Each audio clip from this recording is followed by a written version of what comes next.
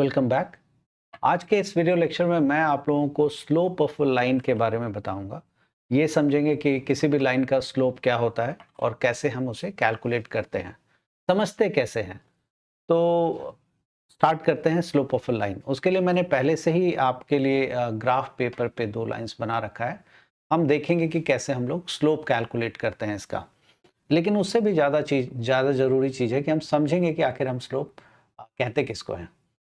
तो स्लोप जो है दरअसल में ग्राफ में बहुत यूज़ होता है और ग्राफ एक ऐसा टूल है मैथमेटिक्स का जो आप हर फील्ड में यूज़ करते हैं।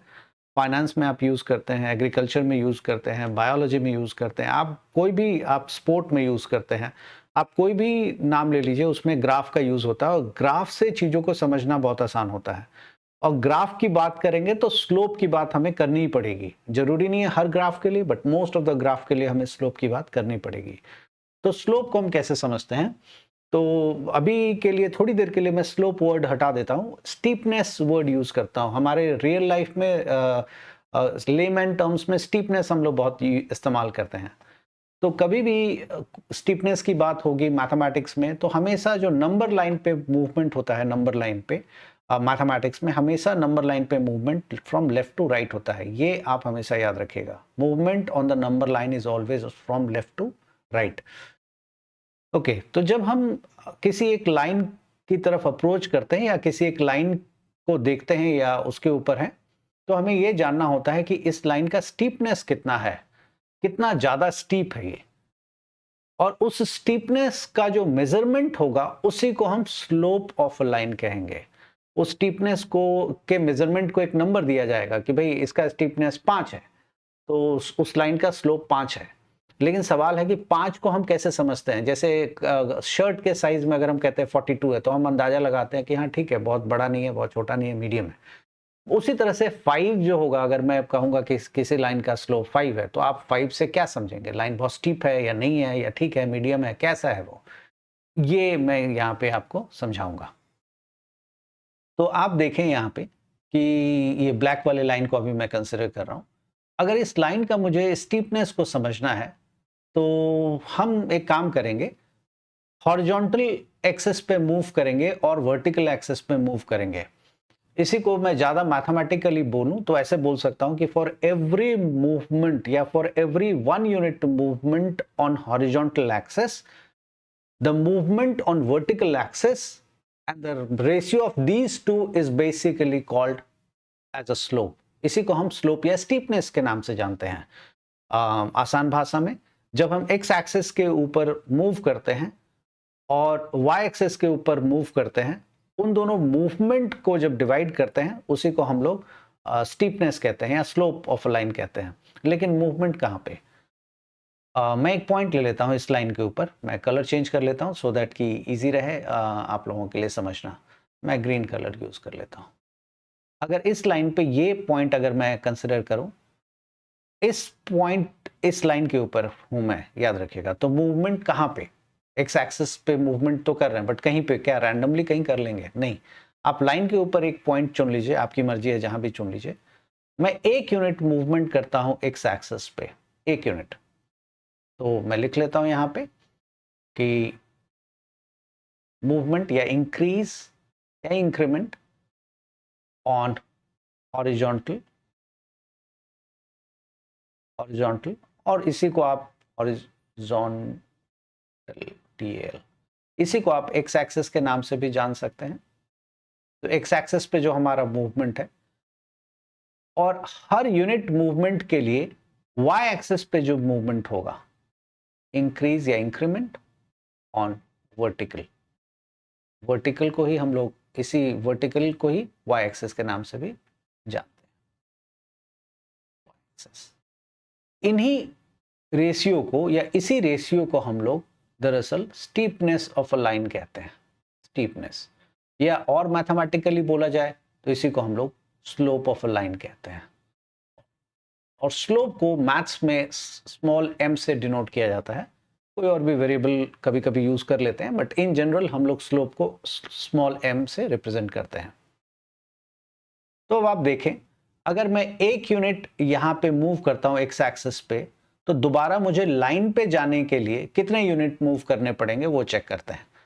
तो लाइन पे दोबारा पहुंचने के लिए मुझे 1 यूनिट मूव करना पड़ा वाई एक्सिस के ऊपर या वाई एक्सिस के अलोंग, एक ही बात है।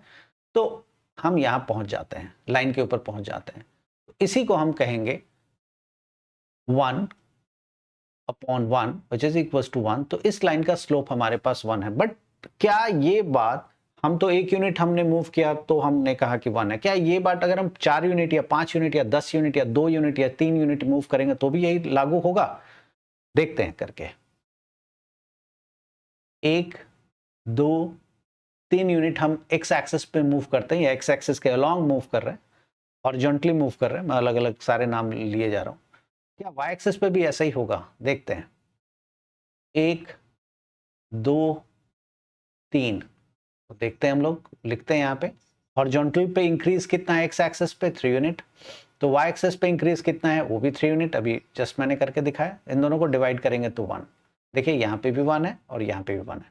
क्या यही बात अगर हम 6-7 यूनिट के लिए करें तो भी ऐसा होगा, या 4.5 यूनिट के लिए करें तो क्या ऐसा ही होगा? चेक कर लेते हैं। 1 unit, 2 unit, 3 unit, 4 unit and ये रहा 4.5। थोड़ा बहुत इधर उधर हो सकता है, 4.5 यूनिट। अब हम देखते हैं कि क्या 4.5 यूनिट अगर हम एक्स एक्सिस पे मूव कर रहे हैं, मैं लिख लेता हूं यहाँ पे, एक्स एक्सिस पे मूव हमारा 4.5 यूनिट है, तो क्या इतना ही वाई पे भी होगा? अभी तक के हिसाब से तो होना चाहिए। देखते हैं। 1 यूनिट, 2, 3, 4 और ये देखिए 4.5। मतलब दोबारा आपको इसी लाइन पे आने के लिए 4.5 यूनिट वाई एक्सिस पे भी चलना पड़ा। तो आप कहेंगे 4.5 upon 4.5 विच इज 1। तो इससे ये बात तो पता लग जाता है, कम से कम इस लाइन के लिए तो आप कह सकते हैं कि हाँ, इस लाइन में कोई भी 2 पॉइंट अगर हम चुन लें, या फिर हम कह सकते हैं कि इस लाइन का स्लोप हमारे पास 1 यूनिट है। क्या यही बात रेड लाइन के लिए भी है? चेक कर लेते हैं। Let's check. For every unit movement on horizontal axis और एक्स एक्सिस, लेट्स चेक। हम इस बार 1 यूनिट की जगह, चलिए पहले 1 यूनिट से स्टार्ट करते हैं। 1 यूनिट मूवमेंट करते हैं एक्स एक्सिस पे, 1 यूनिट हमने मूव किया एक्स एक्सिस पे, तो वाई एक्सिस पे कितना है? इसका थिकनेस थोड़ा ज्यादा है मार्कर का, तो हो सकता है पॉइंट का थोड़ा डिफरेंस आ जाए, हो सकता है, मैं नहीं जानता। वाई एक्सिस पे है 1, 2 और ये रहा 3, ऑलमोस्ट 3 यूनिट का डिस्टेंस है मूवमेंट हमारा वाई एक्सिस पे। तो इसको मैं लिखता हूँ रेड वाले के लिए, रेड कलर का ही यूज कर लेते हैं तो इस ठीक रहेगा। तो मूवमेंट हमारा एक्स एक्सिस पे कितना है? 1 यूनिट है। वाई एक्सिस पे, सॉरी 1 यूनिट है। वाई एक्सिस पे हमारा मूवमेंट कितना है? 3 यूनिट है। तो हम कहेंगे इस लाइन का स्लोप 3 यूनिट होना चाहिए। मैं नहीं जानता, चेक करते हैं और भी 2-4 पॉइंट्स लेकर के। इस बार मैं एक्स एक्सिस पे 1 यूनिट की जगह मैं सोच रहा हूँ 2 यूनिट ले लेता हूँ। तो कायदे से अगर आप देखेंगे तो इस बार 2 यूनिट लूंगा तो 6 होना चाहिए वाई पे। चेक करते हैं वो है कि नहीं। मैं एक्स एक्सिस पे, याद रखिएगा, मैं इसी लाइन के ऊपर मुझे बने रहना है, लाइन से बाहर नहीं जाना है।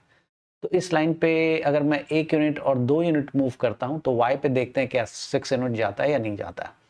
वाई पे 1 यूनिट गया, 2 यूनिट गया, 3 यूनिट गया, 4 गया, 5 गया और 6 गया। आप देखिए जैसे ही आप 6 यूनिट वाई एक्सेस पे ऊपर जाते हैं तो दोबारा आप इसी लाइन के ऊपर आ जाते हैं। तो आप कह सकते हैं कि y में 6 है तो x में 3 है। इन दोनों को डिवाइड करते हैं, सॉरी x में 2 है, मेरे पास x में 2 है, तो दोनों को डिवाइड करते हैं तो 3 है और यहाँ पे भी 3 है। और दूसरे आप कोई भी रैंडम पॉइंट्स चुन सकते हैं और आप पाएंगे कि ये बिल्कुल ठीक आ रहा है। इसी कॉन्सेप्ट को हम लोग स्लोप कहते हैं, इसी कॉन्सेप्ट को स्लोप कहते हैं। इसी को आप बहुत बार अलग अलग बुक में राइज अपॉन रन के नाम से पढ़ेंगे। दिस इज राइज, राइज इसलिए क्योंकि ऊपर की तरफ आप जाते हैं, अपॉन रन, तो ratio of rise upon run is what run is what we call it as slope of a line. So let's इसको अब थोड़ा सा हम समराइज करते हैं। m, this is what we call it as slope of a line. अब मैं इसको थोड़ा सा और समराइज करने की कोशिश करता हूं कि ये जो मैंने आपको बताया स्लोप ऑफ अ लाइन, क्या ये डिक्रीज होता है उसमें भी इतना ही ऐसे ही काम करता है कि अगर मान लीजिए इस समय तो लाइन आप देख रहे हैं, जब आप लेफ्ट से राइट जा रहे हैं और आप मान लीजिए इधर जा रहे हैं, ये आपके सामने मिल गया, तो आप देख पा रहे हैं कि आपको यहाँ चढ़ना है, तो आप इंक्रीज मतलब आप ऊपर की तरफ जा रहे हैं। लेकिन ऊपर की तरफ ना जाके आप आसान भाषा में समझे, ढलान है, अगर नीचे की तरफ जाना है, तो क्या यही फंडामेंटल फॉलो करेगा? चेक कर लेते हैं इसी पे। इसी को आप ये जो अभी मैंने दिखाया, आप इसको सीढ़ी की तरह देख सकते हैं कि ये एक सीढ़ी गए, फिर आप ऊपर गए, फिर ऐसे गए, तो आप सीढ़ी चढ़ रहे हैं। यही बात क्या सीढ़ी उतरने के लिए भी लागू होगी? Let's check. तो मैं एक पॉइंट यहाँ चेक कर लेता हूँ, ब्लैक कलर ले लेता हूँ सो दैट कि इजी रहे आपको। इस वाले पॉइंट को ले लिया मैंने और यहाँ से 1 यूनिट 2 यूनिट में एक्स एक्सिस के अलॉन्ग चलता हूँ। इस बार मैं नीचे जाने की कोशिश कर रहा हूँ, तो नीचे जब जाएंगे आप तो एक्स एक्सिस पे 2 यूनिट गए आप, तो एक्स एक्सिस पे मैं लिख लेता हूँ यहाँ पे 2 यूनिट। नाउ 2 यूनिट आप किधर जा रहे हैं? लेफ्ट में जा रहे हैं, तो दैट इज -2 यूनिट आप कहेंगे। और वाई एक्सिस पे भी आप नीचे की तरफ जा रहे हैं, तो कितना यूनिट आप गए नीचे की तरफ? -2 यूनिट, है ना? देखें आप नीचे की तरफ जा रहे हैं तो माइनस है, और देखिए कितना है, काउंट कर लीजिए, 2 यूनिट है। तो आप देखिए इसका स्लोप भी 1 ही है, तो आप देख लीजिए स्लोप 1 है, ब्लैक वाले लाइन का स्लोप 1 था। तो आप इंक्रीज कर रहे हैं या डिक्रीज कर रहे हैं, स्लोप जो है उस लाइन का बना रहेगा, उसमें कोई बदलाव नहीं आएगा। अब मैं, क्योंकि लाइन एक है तो स्लोप भी वही होना चाहिए। अब मैं रेड वाले के लिए चेक करता हूं कि रेड वाले में भी क्या यही बात लागू हो रही है। Let's check it. मैं रेड वाले के लिए यहाँ पे एक पॉइंट ले लेता हूँ इस लाइन के ऊपर, और 1 2 3 और 4 पॉइंट लिया, तो कायदे से हम जानते हैं कि इस लाइन का स्लोप 3 है, तो 4 है एक्स एक्सिस पे, तो मैं यहाँ लिख लेता हूँ 4 ऑन एक्स एक्सिस। तो वाई एक्सिस पे कितना होना चाहिए? कायदे से 12 होना चाहिए। देखते हैं कि है या नहीं 12। तो वाई पे मेरा डिक्रीज कितना है? 1 -4 है ये, क्योंकि लेफ्ट साइड में गए। नंबर लाइन पे लेफ्ट में मूव करने का मतलब नेगेटिव डायरेक्शन में जाना। 2 3 4 5 6 7। अब आपके मन में आ रहा होगा कि भाई कहाँ तक जाना है, तो वापस आपको रेड लाइन पे ही आना है। 8 9 10 11 एंड 12। आप देखिए, आप वाई एक्सिस पे भी आप 12 यूनिट चल रहे हैं, 12 यूनिट, लेकिन नेगेटिव, क्योंकि आप नीचे की तरफ जा रहे हैं। इवेंचुअली ये 3 यूनिट ही रह जाता है। तो आप देखेंगे कि स्लोप जब आप निकालते हैं या स्टीपनेस जब आप देखते हैं, तो एक लाइन का स्टीपनेस आप किसी भी तरीके से देख लीजिए, आप चढ़ते हुए देख लीजिए, दैट इज इंक्रीज में देख लीजिए या डिक्रीज में देख लीजिए, उसके स्लोप में कोई बदलाव नहीं आएगा। किसी भी एक लाइन का स्लोप, इससे ये कंक्लूड होता है, किसी भी एक लाइन का स्लोप जो होता है इधर पॉजिटिव हो सकता है, नेगेटिव हो सकता है या जीरो हो सकता है। नेगेटिव कब होगा वो भी मैं आपको बताता हूं अभी करके। तो किसी भी एक लाइन का स्लोप इधर पॉजिटिव होगा, नेगेटिव होगा या जीरो हो सकता है। मैं थोड़ा सा और आगे बढ़ता हूं, मैं आपको ये बताता हूं कि नेगेटिव कब होता है स्लोप। तो उसके लिए मैं एक रफ ग्राफ बना लेता हूं और आपको बताता हूं। ये रहा मेरे पास, आप देख सकते हैं कि मैंने ग्राफ पेपर के जैसा 2 एक्सेस ड्रॉ कर लिया। अब मैं लाइन को अगर ऐसे बना दूं, इस तरह से बना दूं और फिर देखने की कोशिश करूं, तो चलिए देखते हैं इस पे अब कि क्या यही बात लागू होती है। तो कैसे इसको कैसे चेक किया जाएगा? तो लेट्स चेक इट। इस पे मैं ये वाला पॉइंट ले लेता हूँ। इस पे आप इंक्रीज कर जाइए, डिक्रीज कर जाइए, कोई फर्क नहीं। इंक्रीज मतलब आप स्टीपनेस ऊपर की तरफ जाइए, नीचे की तरफ जाइए, अभी जस्ट मैंने दिखाया, स्लोप सेम ही रहता है। तो मेरे लिए आसान रहेगा कि मैं इधर की तरफ जाके देखता हूं। इस पर इधर गया, ये आपने देखा एक्स एक्सिस पे आप कितना जा रहे हैं? 1 यूनिट गए, पॉजिटिव या नेगेटिव? ऑफ कोर्स आप नेगेटिव जा रहे हैं। क्यों जा रहे हैं नेगेटिव? अभी मैंने ऊपर ही बताया आपको, क्योंकि आप लेफ्ट हैंड साइड जा रहे हैं। कभी भी नंबर लाइन में लेफ्ट हैंड साइड जाते हैं तो आपका जो मूवमेंट होता है वो नेगेटिव काउंट होता है। तो क्योंकि आप एक्स एक्सिस पे 1 यूनिट नेगेटिव साइड जा रहा है, या फिर कह लीजिए लेफ्ट हैंड साइड जा रहे हैं, तो नेगेटिव है, तो आप कहेंगे कि this is -1 unit on X axis. Y में क्या बदलाव आया इससे? y में जो बदलाव आया वो आप ऊपर की तरफ गए हैं, एक ही यूनिट गए बट ऊपर की तरफ गए हैं। तो y में जब नीचे जाते हैं तो नेगेटिव होता है, ऊपर जाएंगे तो क्या होगा, पॉजिटिव होगा। तो y में एक यूनिट आप ऊपर गए तो +1, सो आप देखेंगे इसका स्लोप नेगेटिव है। क्या यही बात किसी और तरीके से देखा जाए तो यही बात लागू होगी? आप कैसे भी चेक कर लीजिए, कोई फ़र्क नहीं पड़ेगा। आप जैसे आप चाहें वैसे चेक कर सकते हैं, कोई इशू नहीं आएगा। तो इफ़ेक्टिवली आप देखेंगे कि स्लोप नेगेटिव भी हो सकता है। आपने पीछे देखा है स्लोप पॉज़िटिव भी हो सकता है और स्लोप ज़ीरो भी हो सकता है। ज़ीरो कब होगा? ये देख लीजिए। ज़ीरो तब होगा अगर मैं लाइन को यहाँ एक दूसरा कलर का लाइन में बना देता हूँ, जिससे कि आप आराम से समझ सकें। ये एक लाइन मैंने बना दिया यहाँ से यहाँ तक। अब आपको बोला गया है कि इस लाइन का आप स्लोप निकालिए। एरो नहीं है, लाइन है, गलती से वो एरो लग गया ऑटोमेटिकली। तो ये एक लाइन है, इस लाइन का आपको स्लोप निकालना है। तो आप कैसे निकालेंगे इस लाइन का स्लोप? फिर से वही आपको देखना है कि भाई आप कितना x में कितना बढ़े और उसके कॉरस्पॉन्डिंग y में कितना बढ़े। अभी मैं फॉर्मूला इस सब पे नहीं जा रहा हूं, एकदम आसान भाषा में रख रहा हूं आपको कि for every movement, every unit movement on x axis, what is the movement on y axis? That's what we have to calculate. कि जब हम x पे थोड़ा सा आगे बढ़ते हैं तो उसके कॉरस्पॉन्डिंगली हम y में कितना आगे जाते हैं, ये हमें चेक करना है। तो चलिए देखते हैं। अगर आप इस कोऑर्डिनेट को देखेंगे तो इसके कोऑर्डिनेट हैं 2, 1, 2, 3, सो 2, 3।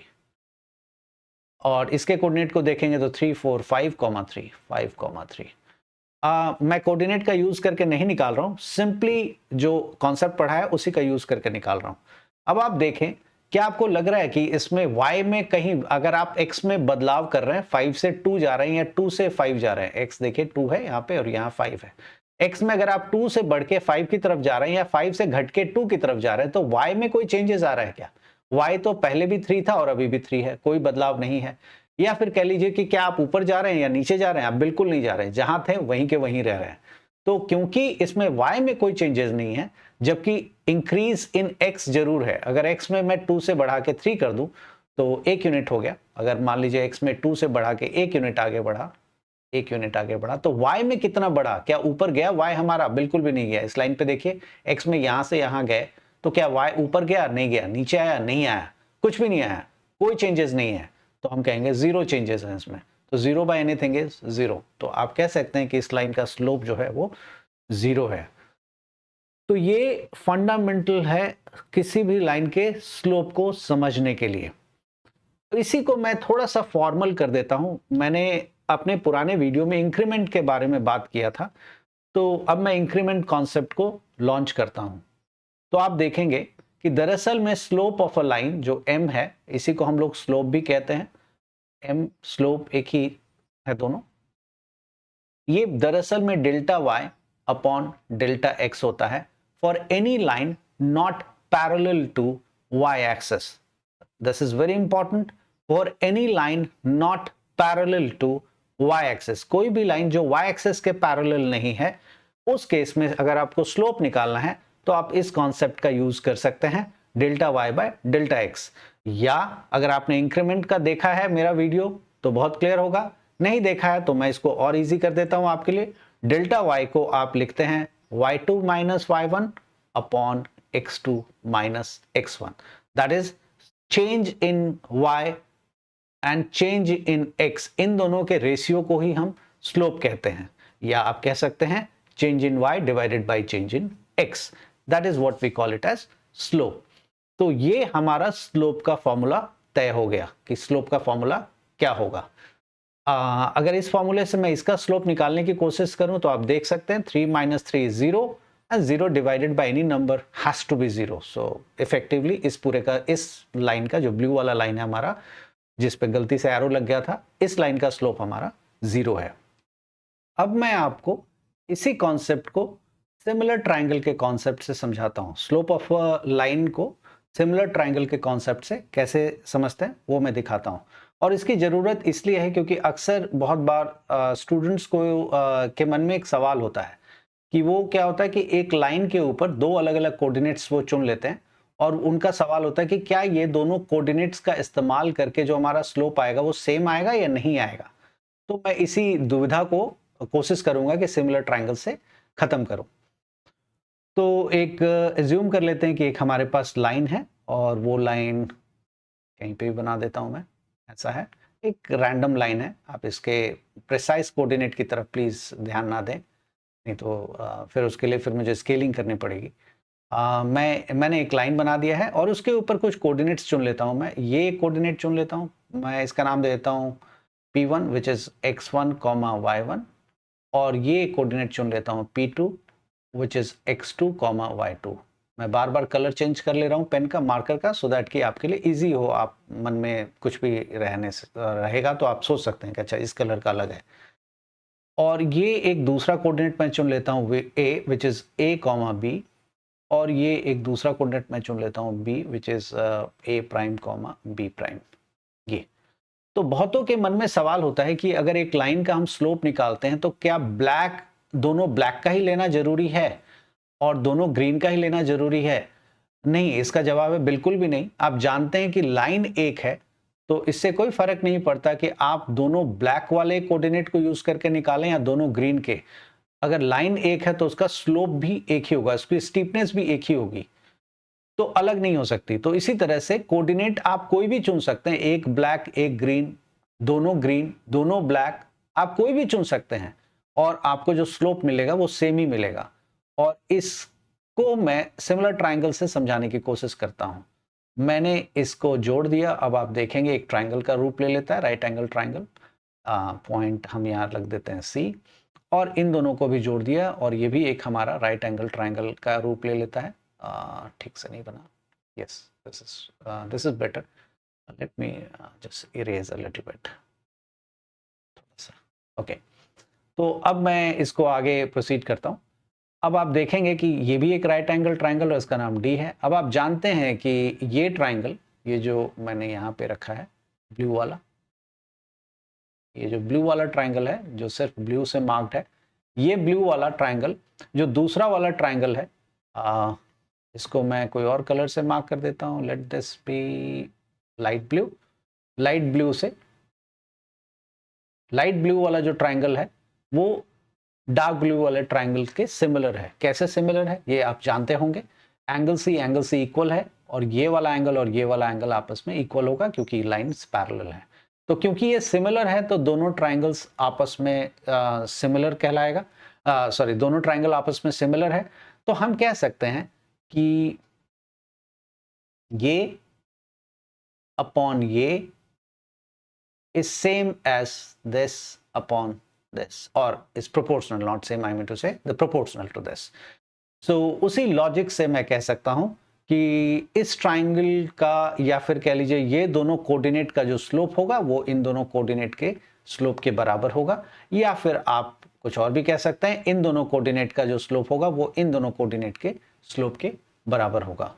तो एक लाइन के ऊपर कितने भी कोऑर्डिनेट्स दे दिए गए हों, स्लोप आप कोई भी दो कोऑर्डिनेट को चुन के निकाल सकते हैं और स्लोप हमेशा सेम आएगा। एक बस ध्यान में रखिएगा इस बात का कि जब आप स्लोप निकाल रहे हो तो अगर आप कर रहे हैं y2 माइनस y1, अगर आपने लिखा है y2 minus y1 upon x2 minus x1 ही करिएगा, यहां उल्टा मत कर दीजिएगा कि अगर आपने y2 माइनस y1 लिखा है तो नीचे में दिस माइनस दिस मत कर दीजिएगा। बस ये गलती आपसे नहीं होनी चाहिए, ये होगा तो फिर स्लोप बिल्कुल उल्टा आ जाएगा। तो ये नहीं होना चाहिए, दिस इज रॉन्ग। अगर आपने y2 माइनस y1 किया है तो x2 माइनस x1 ही कीजिए। बहुतों के मन में ये भी सवाल रहता है कि जरूरी हम कैसे पहचानेंगे y2 और y1 कौन है? बिल्कुल भी नहीं, आपका सवाल बिल्कुल जायज है और सही भी है। आप वहां नहीं पहचान सकते हैं और आपको पहचानने की जरूरत भी नहीं है। पहचानने के लिए आप कर सकते हैं, जो बाद में आ रहा है पॉइंट वो हमेशा y2 है, जो पहले आ रहा है वो y1 है, बट उसकी उतना मेहनत करने की आपको जरूरत नहीं है। आप बहुत सिंपल तरीके से देख सकते हैं कि आप किसी को भी x1 y1 x2 y2 coordinate आप मान सकते हैं। जैसे एज्यूम कर लीजिए कि यहीं पे मेरे पास अगर 3,4 हो और ये वाला पॉइंट अगर मेरे पास 5,6 हो, तो मैं किसको y1 y2, आपको कोई जरूरत नहीं, आप कोई भी मान लीजिए। 4 माइनस 6 कर लीजिए, 4 माइनस 6, बस आप सीक्वेंस याद रखिएगा कि ये पहले आपने लिया है 4 माइनस 6, तो x का भी यही पहले लेना है आपको। सो 3 माइनस 5, ये आपको बस ध्यान रखना है। अगर ये आप ध्यान रखेंगे तो कोई गलती नहीं होगी। तो ये हमारा स्लोप ऑफ द लाइन के ऊपर जो आज का लेक्चर था वो मैं कंक्लूड करता हूँ। नेक्स्ट वीडियो में मैं आपको स्लोप ऑफ लाइन से जुड़े हुए और भी चीज़ों के बारे में बताऊंगा कि कैसे दो लाइंस के स्लोप आपस में इक्वल होने से क्या होता है, लाइंस पे क्या असर पड़ता है, या लाइंस अगर पैरेलल है तो उसके स्लोप के बीच में क्या रिलेशनशिप है, लाइंस अगर आपस में पैरेलल नहीं है तो उसके स्लोप के बीच में क्या रिलेशनशिप है। इन सब बातों को मैं नेक्स्ट वीडियो लेक्चर में डिस्कस करूंगा। आज के लिए इतना ही। इन वीडियोस को देखें और ज़्यादा से ज़्यादा सब्सक्राइब करें। Thank you.